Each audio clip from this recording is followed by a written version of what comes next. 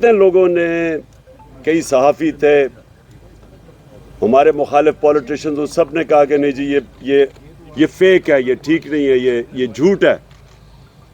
तो आज आप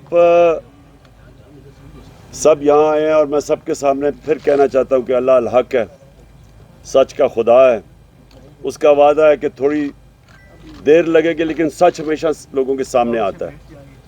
तो नेशनल सिक्योरिटी काउंसिल की मीटिंग ने कंफर्म किया कि वो मुरासला जेन्युइन था। वो पाकिस्तान के एम्बेसडर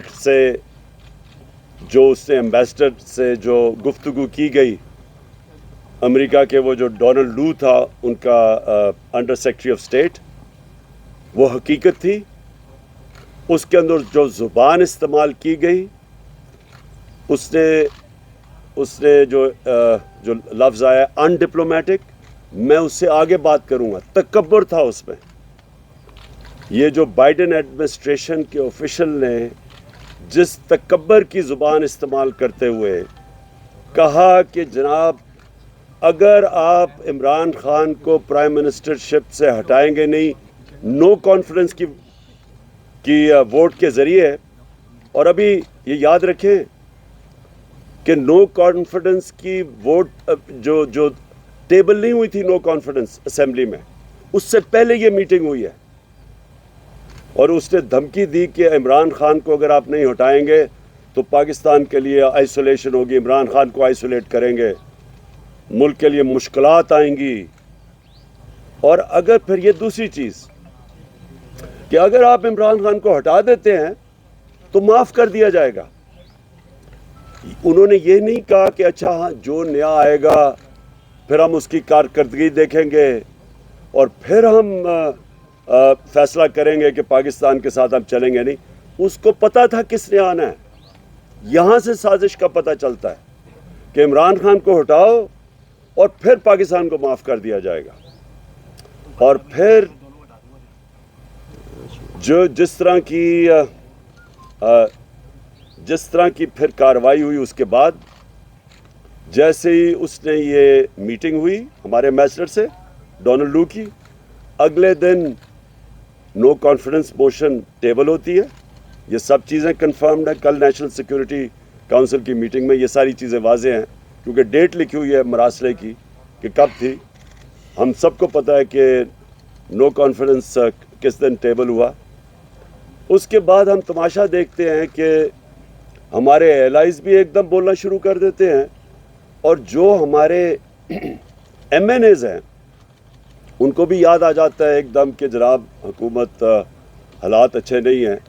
तो मैं आज ये भी पहले वाज़ेह करना चाहता हूँ कि पाकिस्तान के जो हालात थे माशी, जब ये नो कॉन्फिडेंस मोशन जो टेबल की गई है, 11 साल में सबसे कम पाकिस्तान का करंट अकाउंट डेफिसिट था। यानी जिसकी वजह से हम IMF के पास जाते हैं, मैं अपनी कौम को समझाना चाहता हूँ, मसला ये होता है कि डॉलर्स की कमी हो जाती है पाकिस्तान में। जब डॉलर्स की कमी होती है, रुपए पे प्रेशर पड़ता है, रुपया गिरना शुरू हो जाता है, इसलिए IMF से हम डॉलर्स लेने जाते हैं। तो जिसमें डॉलर्स के मुल्क में आना और मुल्क से जब बाहर जाना डॉलर्स है, जिसपे सबसे कम खसारा था वो अब था। एक्सपोर्ट्स रिकॉर्ड, तारीख में सबसे ज़्यादा एक्सपोर्ट्स बाहर से ओवरसीज़ पाकिस्तान ने, रिकॉर्ड रेमिटेंसेस सबसे ज़्यादा। हमारी टैक्स कलेक्शन यानी मुल्क की जो आमदनी बढ़ रही थी लोगों पे खर्च करने की, वो तारीखी सबसे ज़्यादा। 5 हमारी फसलें, क्योंकि 60% लोग किसान हैं, सबसे तारीखी सबसे ज़्यादा पैदावार। उसके अलावा उनको कीमतें भी सबसे ज़्यादा मिली, यानी खुशहाली भी देहात में सबसे ज़्यादा आई। और उसके अलावा इंडस्ट्रियल प्रोडक्शन देखें, जब एक कौम की जब उसकी दौलत में इजाफा होता है, जब उसकी इंडस्ट्री बढ़ती है, तो इंडस्ट्रियल प्रोडक्शन हमारी टेक्सटाइल एक्सपोर्ट्स रिकॉर्ड के ऊपर, उस वक्त के ऊपर ये हमारे ख़िलाफ़ साजिश की गई। और तब से अब तक देख लें कि रिज़र्व भी नीचे जा रहे हैं, रुपए के ऊपर भी प्रेशर पड़ा हुआ है, एक पूरा मुल्क में अफरा तफरी का माहौल बन गया है जिससे इकॉनमी इफ़ेक्ट होती है। तो तब हमारे जो एलाइज थे, उनको भी याद आ गया कि हालात अच्छे नहीं है जी, हुकूमत से वो खुश नहीं है, और हमारे ये जो लोग जिन्होंने हमें छोड़ा, ये भी इन्होंने भी इकट्ठे करने शुरू कर दिए सिंध हाउस के अंदर। तो मैं जो आज चाहता हूँ कि अब तो ये वाज़े हो गया ना कि जो मैं कह रहा था वो सच है। अब नेशनल सिक्योरिटी काउंसिल ने कंफर्म कर दिया कि जो मैंने मीटिंग करवाई थी मेरी सरबराही में, उसके वो ठीक उसके मिनट्स थे, यानी उसमें जो उन्होंने कहा था कि फ़ौरन बैरूनी मुदाखलत हुई है वो ठीक हुई है। ये भी कंफर्म हो गया।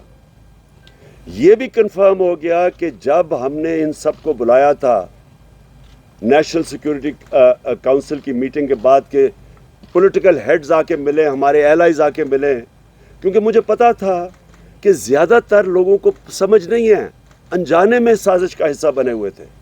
लेकिन मुझे इतना भी पता था कि लंदन में बैठ के उसने पूरी साजिशें की बैरून मुल्क के साथ, और यहाँ जो छोटा भाई था वो पूरी तरह मुलव्वस था और ज़रदारी पूरा मिला हुआ था, क्योंकि वो साजिश बाहर की कभी कामयाब हो ही नहीं सकती जब तक आपको अंदर मीर जाफ़र और मीर सादिक ना मिले। ये मिले हुए थे साथ। तो जब हमने जो पार्लियामेंट की नेशनल सिक्योरिटी कमेटी की मीटिंग बुलाई तो इन्होंने बॉयकॉट कर दिया, क्योंकि शहबाज शरीफ को पता था कि मुरासला जेन्युइन है, क्योंकि ये तो बड़ी देर से इनसे मुलाकातें कर रहे थे। तो मैं ये आज चाहता हूँ कि सुप्रीम कोर्ट को कि आपने जिस वजह से डिप्टी स्पीकर कौमी असम्बली ने जो उसने इसको एक्सेप्ट नहीं किया था इनको, और उसने कहा था कि मुदाखलत हुई है, और उसे अपने ओथ के ऊपर स्टैंड लेते हुए एडजर्न की थी मीटिंग असम्बली की। मैं ये चाहता हूँ कि सुप्रीम कोर्ट को अब वो करना चाहिए जो तब करना चाहिए था। तब उनको कम अज़ कम, अगर स्पीकर ये कह रहा है कि मेरी ओथ की खिलाफ वर्जी, यानी मेरी ओथ कहती है कि आप खुददार पाकिस्तान की खुददारी के लिए स्टैंड करोगे, पाकिस्तान की सॉवरेंटी के लिए स्टैंड करोगे, तो वो दोनों मुतासिर होती थी इससे।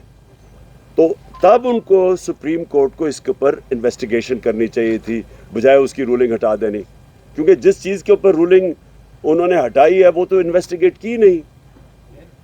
और इसलिए मैं अब चाहता हूं कि सुप्रीम कोर्ट के अंदर ओपन हियरिंग हो इसके ऊपर। हम कोई कैमरा हियरिंग नहीं मांगते, हम ओपन हियरिंग मांगते हैं, क्योंकि ये इतनी बड़ी वारदात हुई है एक मुल्क की सॉवरेंटी के ख़िलाफ़, हमारी आज़ादी के ख़िलाफ़। ये इतनी बड़ी वारदात की गई है जो कि इनकी हुकूमत ने भी अब साबित कर दिया।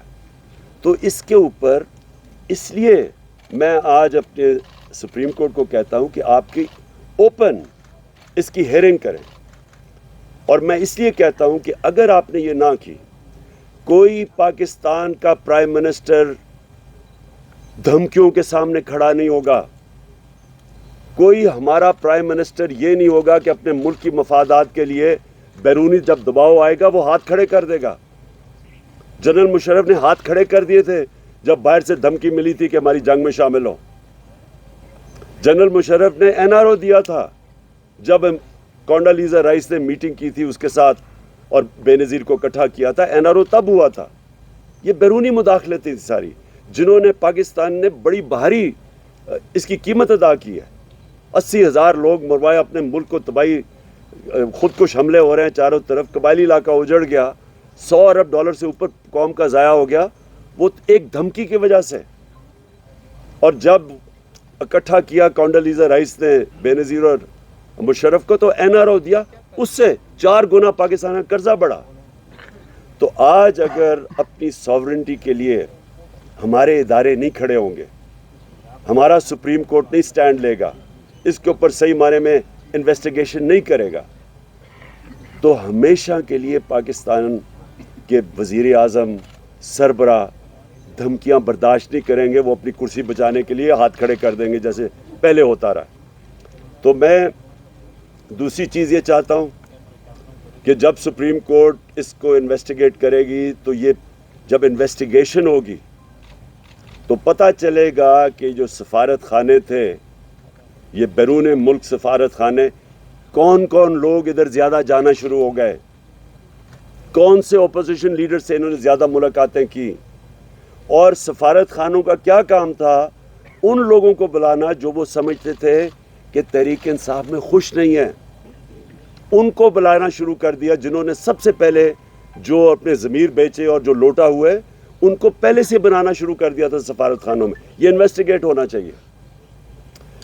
کیسے پہلے سے ہی میڈیا کے اندر باتیں شروع ہو گئیں، بڑے نامور صحافیوں نے پہلے سے لکھنا شروع ہو گیا کہ عمران خان کی حکومت کے خلاف سازش شروع ہو گئی.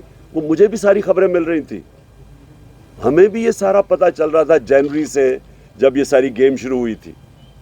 ہمیں یہ ساری چیزیں پتہ چل رہی تھی کیونکہ ہمیں خبریں آ رہی تھیں کہ یہ کیسے کدھر لنڈن میں کون کون لوگوں سے ملاقاتیں کر رہا ہے جدھر سے یہ شروع ہوئی تھی گیم.